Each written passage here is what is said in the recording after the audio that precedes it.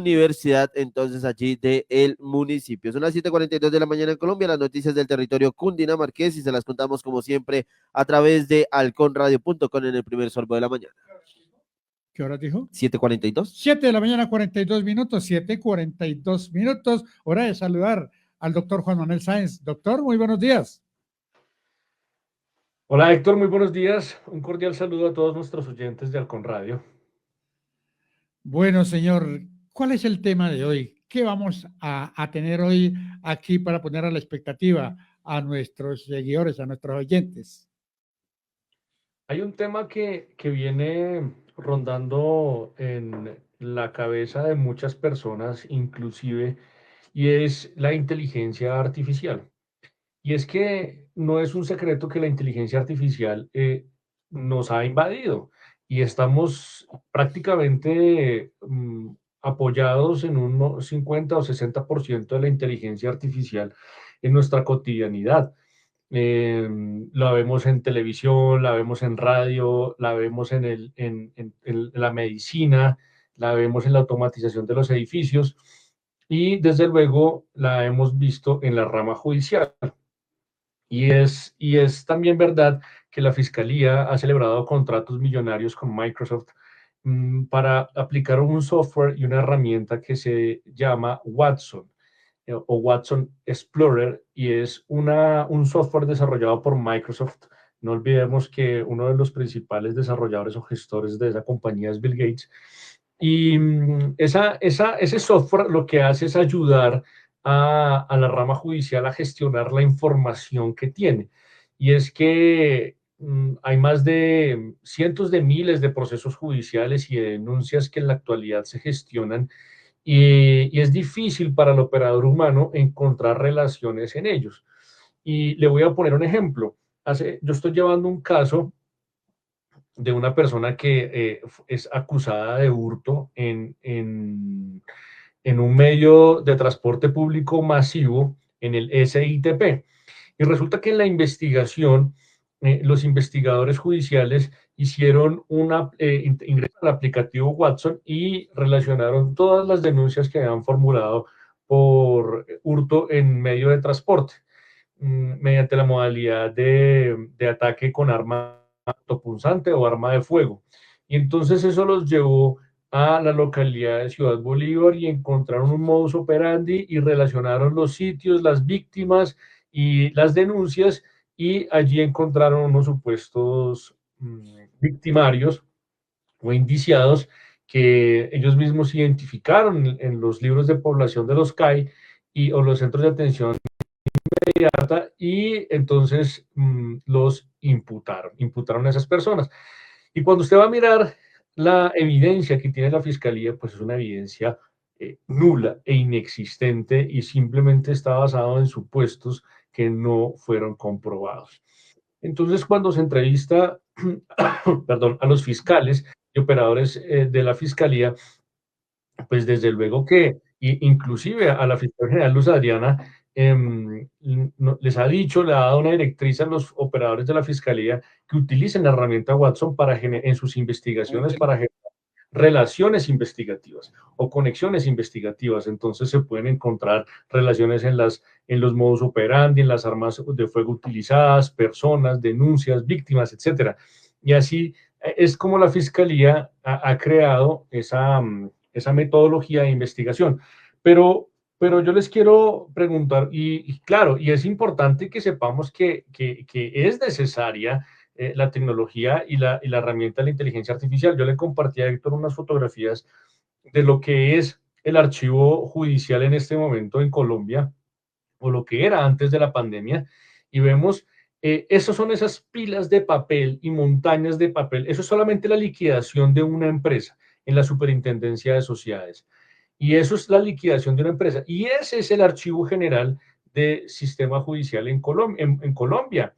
Así se archiva en Colombia, así se archiva. ¿Por qué? Porque pues obviamente hay corrupción, entonces le entregaron el contrato a una empresa que no tenía los requisitos y entonces la empresa no sabía cómo manejar eso y decidió alquilar una bodega y dejar podrir los expedientes digitales, perdón, los expedientes físicos de los procesos judiciales en Colombia. Entonces, si usted tiene un proceso judicial antes del 2020, es probable que nunca lo encuentre porque debe estar en ese roído por ratas, bacterias y demás atacantes del papel y se están pudriendo o ya se pudrieron.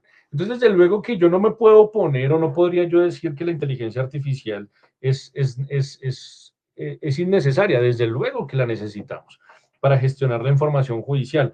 Lo que pasa es que surgen varios problemas y es cuáles son los límites de la inteligencia artificial, porque es que no solamente se utiliza para ayudar a la rama judicial o a las empresas a gestionar la información, sino adicional a eso, se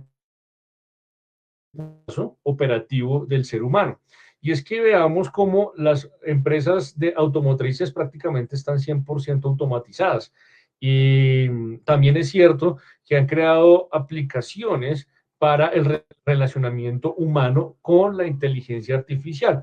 Veíamos justamente, hay un programa, una serie en una plataforma digital muy reconocida en Colombia, que justamente se habla de inteligencia artificial y hay personas que han creado aplicaciones donde se crean personajes o avatar o un avatar en esa aplicación que es de inteligencia artificial y que se relaciona con relaciones amorosas con la inteligencia artificial. Entonces, ¿hasta qué punto se está rompiendo esa interacción humana y se está rompiendo lo que realmente nos hace humanos por crear o nutrir una inteligencia artificial que aprende por sí misma? Y entonces, usted está viendo que muchas personas utilizan ChatGPT y otras aplicaciones de inteligencia artificial y no son conscientes que cada vez que usted le hace preguntas y le responde a esa inteligencia artificial, la inteligencia artificial aprende y genera nuevo conocimiento y genera probabilidades de respuesta que cada día pueden ser mucho más útiles o acercadas a probabilidad de verdad, que al final del día puede llegar a reemplazar a una persona. Y le pongo un ejemplo, la educación.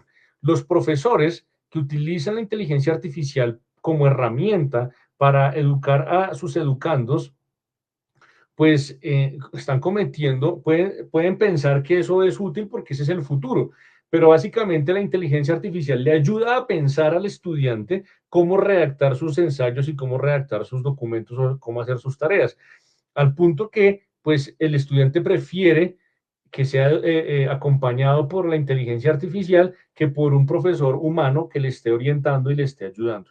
Entonces, también vemos cómo los médicos, ya no, este señor Bill Gates manifestaba que hay lugares tan pobres que hay países tan pobres que hay personas que en toda su vida no conocen un médico. Y entonces, que la inteligencia artificial podría servir para llevar sanidad o salubridad a esos lugares pobres y miserables de la faz de la tierra, para que estas personas puedan tener contacto con un diagnóstico médico. Entonces, entonces vemos, usted mira en YouTube personas o en Internet personas que se han hecho cirugías ellos mismos siguiendo un tutorial de YouTube. Entonces, entendemos que la inteligencia artificial es interesante para facilitar la vida humana, pero ¿hasta qué punto la estamos utilizando para reemplazar la vida humana? ¿Qué pasa con el propósito del ser humano? Porque si una inteligencia artificial te puede crear música o te puede hacer una programación de una playlist en una emisora, entonces ¿dónde queda el gusto por crear la música? ¿Dónde queda el músico que toca el violín? Porque si la inteligencia artificial te puede recrear esos sonidos del violín, entonces ya no va a haber personas que quieran practicar esa arte o aprender a tocar violín, porque al final del día pues lo pueden hacer a través de una inteligencia artificial que lo hace por ellos. Y llevémoslo al mundo judicial o al mundo jurídico, no estamos muy lejos de abogados que le preguntan a ChatGPT cómo redactar una demanda y cómo sustentarla. Entonces, estamos viendo que en años no muy lejanos, pues el ser humano va a perder el propósito de vida. ¿Y qué haremos con tanto tiempo libre si las máquinas nos harán la comida, cocinarán, limpiarán, harán los trabajos de siembra, cultivo, cosecha en nuestros terrenos, se regarán los terrenos, producirán energía eléctrica, transportarán la mercancía Y entonces, ¿dónde quedará el propósito del ser humano? ¿Para qué estaremos acá y para qué viviremos? Entonces, les dejo una inquietud muy importante y con eso termino, y es, no olvide que la inteligencia artificial aprende de lo que usted le dice. Si usted carga fotografías a la inteligencia artificial y ahorita hay una tendencia y es convertir las fotos en una imagen de una caricatura, de un cómic que se está haciendo muy, muy famoso, pues la inteligencia artificial graba esas imágenes. Hay inclusive inteligencia artificial o exámenes de ADN que se hacen para determinar enfermedades y eso se genera es un banco de datos de la humanidad para determinar la fisionomía, para determinar comportamientos y anticiparlos, y entonces somos nosotros los seres humanos quienes estamos entrenando una inteligencia artificial que se nos va a salir de las manos. Se nos va a salir de las manos y es un llamado para que entendamos que no hay que tener miedo a eso, pero que hay que tener precaución y hacemos un llamado también al legislador colombiano que poco hace, no debaten ni siquiera sobre las reformas laborales, pensionales, de salud que requiere nuestro país. Hacer este llamado sería un poco ambicioso, pero sí es importante que entendamos en Colombia cómo se debe regular la inteligencia artificial para evitar que esto tenga una invasión a la ética, a la moral, a la humanidad, a la dignidad humana que pueda afectar nuestra propia existencia. Muchos de los colombianos, muchos de los periodistas utilizamos a IA. La utilizamos para a veces hacer un tipo de consultas. Por ejemplo, como una consulta como la del procedimiento que debería ser un abogado en ciertos casos. Algunas consultas importantes de lo que uno quiere para enriquecer su conocimiento en el momento de entregar una noticia y no irla a defraudar la información que tiene que dar y no irla a tergiversar. No. Entonces, a veces yo soy uno de los que hace una consulta, pero una consulta puntual. ¿Me sirve o no me sirve? Venga, tengo la idea o no la tengo la idea, hasta ahí. Pero no más allá no me puedo ir. Es lo que podría hacer uno como periodista o podría hacer cualquier persona para lograr enriquecerse de lo que tiene la inteligencia artificial, ¿o no, doctor? Mire, yo digo que es muy, muy tentador. Yo tuve una discusión, una conversación con unos amigos que son fanáticos de la inteligencia artificial y entonces hacen eso, toman fotos o le dicen a la inteligencia artificial que haga una motocicleta con determinada tendencia de los años 80, pero futurista, sin motor, y entonces la inteligencia artificial te lo cree, te hace el diseño. Es fácil ver que algunas personas que no tienen ningún conocimiento en diseño gráfico simplemente le dicen a la inteligencia artificial que quieren, le dan ciertos parámetros y la inteligencia artificial te crea un logotipo. Y entonces, ese tipo de cosas lo que me da a entender es que le está haciendo que el hombre, la mente, sea perezosa, que no piense, porque no tiene por qué hacerlo. Si no puede, no tiene necesidad ni intención de investigar, porque, vuelvo y le repito, si nosotros quisiéramos hoy volver a los años en los que usted fue famoso y sigue siendo famoso desde luego, pero que trabajaba en RCN y hacía reportajes en la calle y entonces iba, entrevistaba y buscaba la imagen y buscaba la noticia, eso era un trabajo importante en el mundo de la radio. Ahora simplemente usamos las imágenes que las personas tienen en la calle y son los propios reporteros y utilizamos y sacamos conclusiones de eso. Y claro que es interesante y yo también, pues le acabo de mostrar imágenes que yo no tomé del archivo que usted está mostrando en este momento. Desde luego que estamos utilizando la tecnología que rueda en Internet o las imágenes que ruedan en Internet para recrear y nutrir nuestro concepto de lo que estamos tratando de explicar. Pero lo que no, mi sugerencia o lo que estoy tratando de poner sobre la discusión es hasta qué punto estamos utilizando esas herramientas para evitar el proceso de pensamiento o de meditación respecto de lo que estamos tratando de hacer. Porque si una inteligencia artificial me puede redactar un documento o una demanda, entonces pues ya no se necesitan abogados ni jueces, porque si usted le dice a la inteligencia artificial, esta persona cometió este delito, existen estas pruebas, ¿cuál es la sanción? Entonces la inteligencia artificial le va a decir, pues esto condena y punto. Y se acaba entonces el debate, el análisis, la controversia, la duda, todas las vicisitudes que se pueden presentar, y eso hasta cierto punto podría generar seguridad, pero también podría generar una gran problema de impunidad, como lo que ocurre hoy en Estados Unidos. El solo hecho de ser venezolano, colombiano, nicaragüense o guatemalteco en una cárcel sin Sí, ningún tipo de debido proceso. Entonces, ¿por qué? Porque le dijeron, usted tiene esa nacionalidad, usted es delincuente, punto, se va del país. Entonces, es entender un poco hasta por el camino que estamos entrando de facilidad, de entender que no tenemos tiempo de tomar decisiones, sino que tiene que ser ya, y entonces utilizamos unas herramientas que pueden ser después utilizadas en nuestra propia contra. sí, claro, es verdad. Y hay que saber, si va a utilizarla, utilícala bien.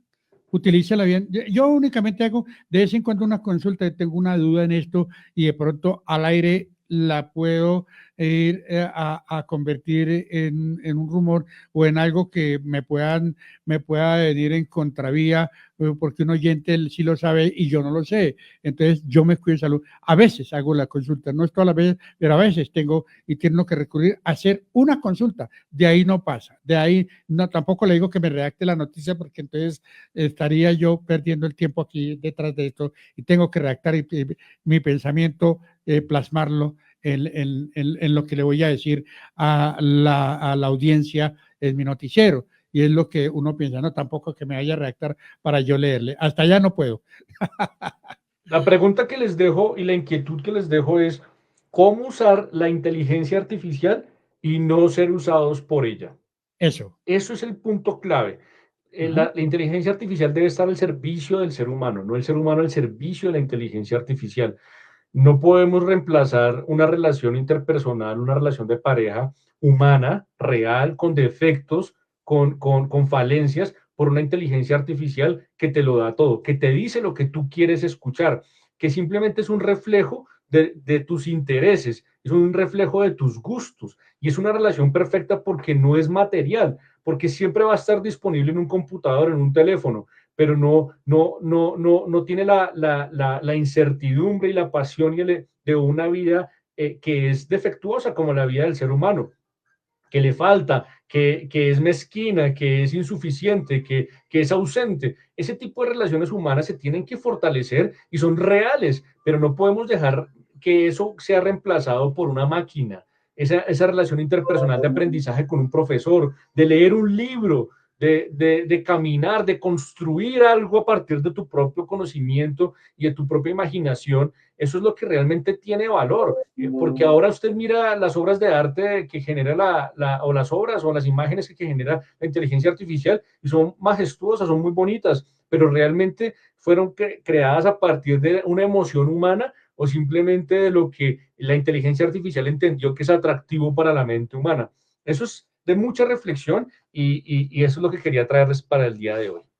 Es todo, Les doctor. dejo estas inquietudes. Feliz día para todos.